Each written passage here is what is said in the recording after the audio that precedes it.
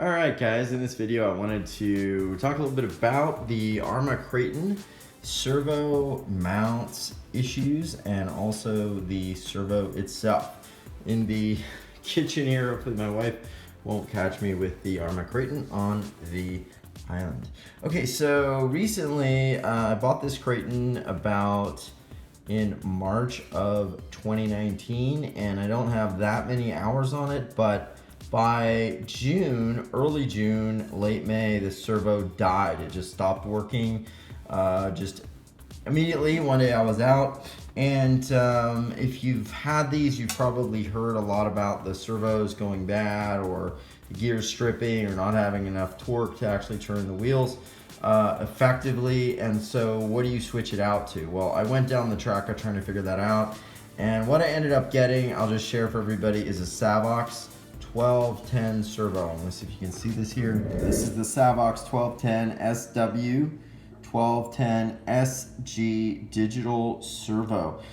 It's blue. I don't know if you can see the body here, a little hard to see, but it is a blue body servo. It is a waterproof servo. I wanted so that I could, if I clean the ride or anything like that, it doesn't get ruined.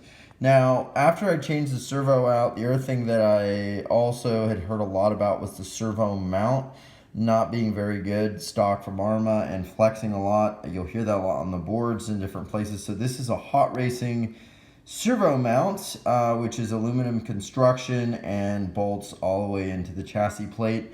And I ended up stripping the original screw that held this servo arm to the original Arma servo. So I had to get this hot racing servo arm. And it works pretty good. So you want to get the 25T servo arm from hot racing. But one of the things that happens is because the Savox servo is a little bit longer than stock, you want to make sure that this thing will have the right clearance and alignment with the steering arm. So a few things end up happening when you go with an aftermarket servo. I never tried to mount the original servo bracket, the plastic one, with the Savox 1210. I hear that it will not actually work because the bracket needs spacers added to it, which could work, but then you'd have a little more flex because this servo is actually longer or taller than stock, so it actually comes up higher. So I tried this guy out. It's a perfect fit, very easy to do. Just be careful when you put it in. I'll give you some information about why you want to be careful towards the end of the video. But one of the things that happens is this alignment can be a little bit off. So you see originally the servo mount, I don't know if you can see that right there.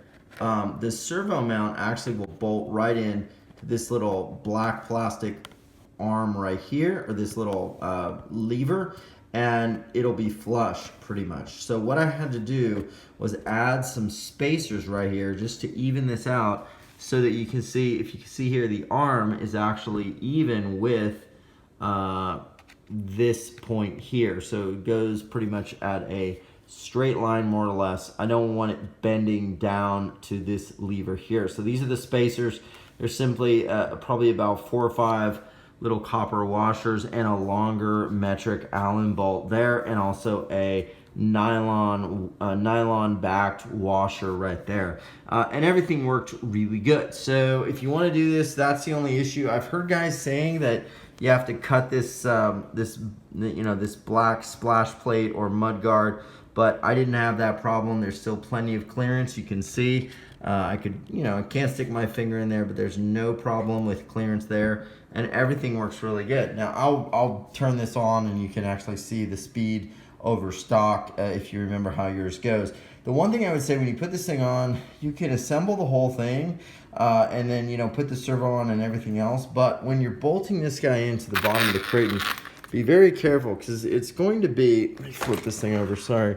Okay, it's going to be these 4 screws, if memory serves. It's going to be this guy right here, this guy, and this guy. So you can see kind of where we're at.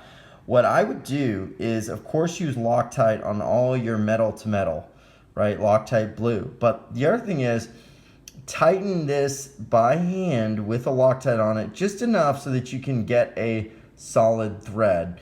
And then go to this one, and then go to this one. Don't tighten one all the way, because what will happen is if you tighten these two all the way down and then get to here, it's not going to align perfectly, and that actually happened to me.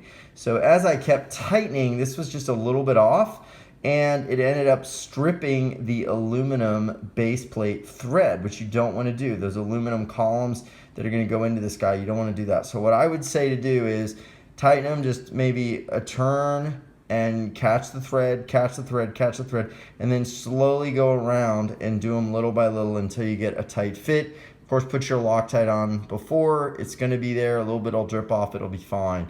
And haven't had any trouble since. All right, we've got everything running here. We've got our Tactic remote, and let's check it out.